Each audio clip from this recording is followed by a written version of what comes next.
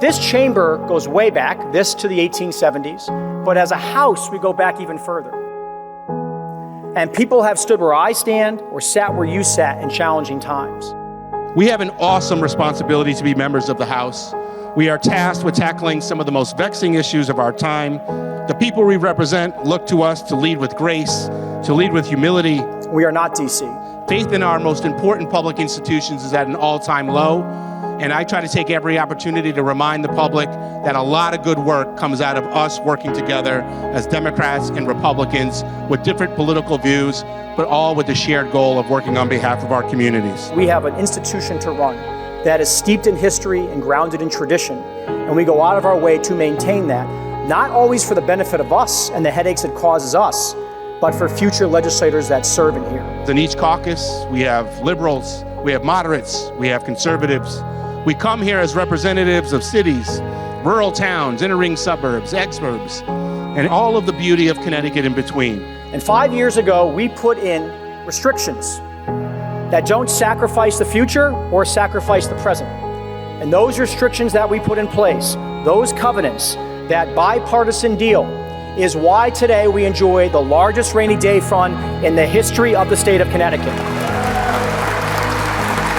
It is why we have paid over $4 billion of long-term debt that would saddle our children and our grandchildren. Please raise your right hand. You do solemnly swear that you will support the Constitution of the United States, the Constitution of the State of Connecticut, so long as you are a citizen thereof, and that you will faithfully discharge, according to the law, the duties of the office of representative to the best of your abilities, so help you God. Congratulations.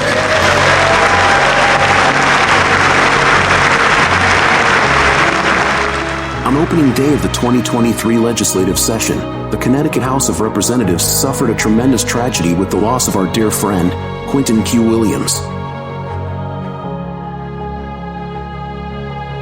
With heavy hearts, the legislature pushed forward through the committee process.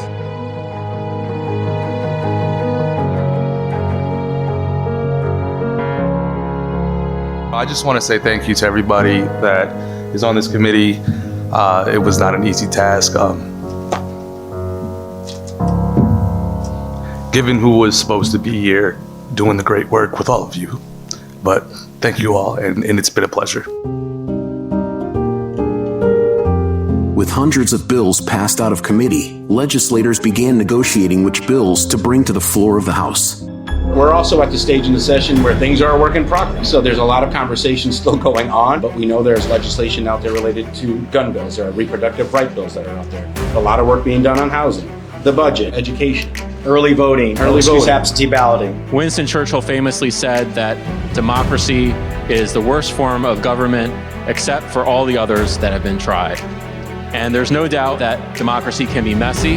Anyone who has ever worked in this General Assembly will understand that the legislative process can be messy, but we depend on people of good faith putting their opinions and their input in, and countless people have. We still see 169 different communities doing things a little differently. We, as a state of Connecticut, are continuing to evolve. One of the things we recognized is that we should undo the harm that the war on drugs with respect to cannabis has caused. It prohibits the Department of Public Health and the Department of Consumer Protection from penalizing a healthcare provider for providing reproductive health care services according to the laws of our state. But we have a ways to go. There's still more work to do to leave the world a better place. To expand home ownership. Buy a house, start a family, buy a car. Be able to lay down roots. It's not about avocado toast. Establishing a relationship with these little suckers. Weather the storm. A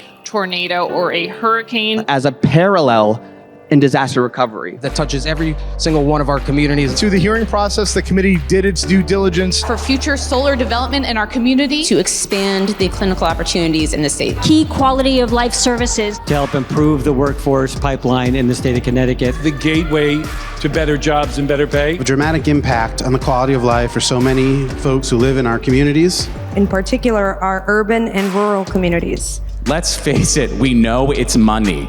We do not pay our educators, we do not pay our paras enough money. They just don't feel heard or seen. Actions speak louder than words. Most often they're very traumatic, calls, and they received call after call. I was so thoroughly and completely moved. We did hear very powerful testimony. It closes this loophole. That made sense to me. If you're lying under oath in a court or anywhere else, there's a penalty. It's a crime. Obey the law.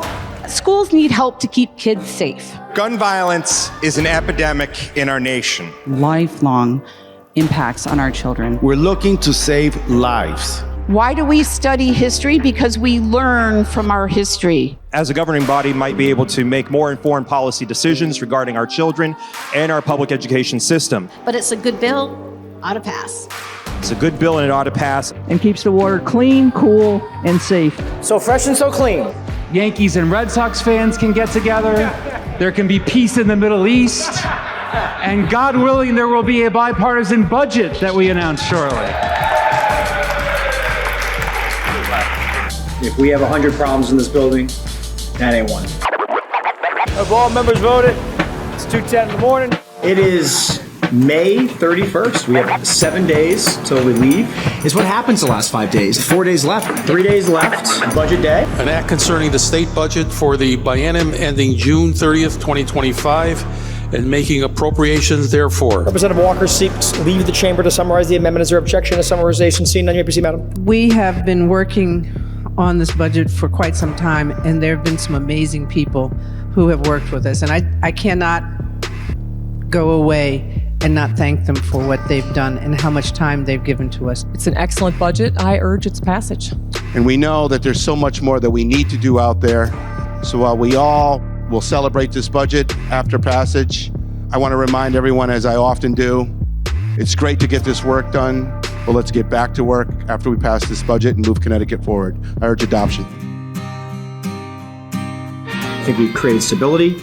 We think we have budgets that are in balance, that will hold into the future. And that was not the case. The wild swings, the peaks and the valleys, we're trying to move away from. And that might be oatmeal to some people, but it's a hell of a lot better than it used to be. We hold this lightning in a bottle on a yearly basis, and you have to renew that commitment to work together. It is not guaranteed in the future.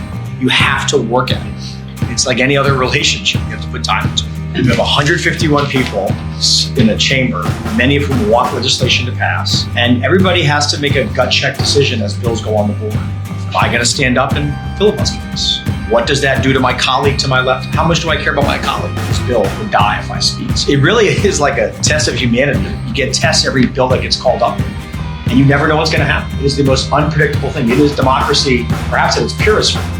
And so you just see the range of emotions out there. And I can see it from my vantage point. People cutting deals, screaming at each other. It's just fascinating.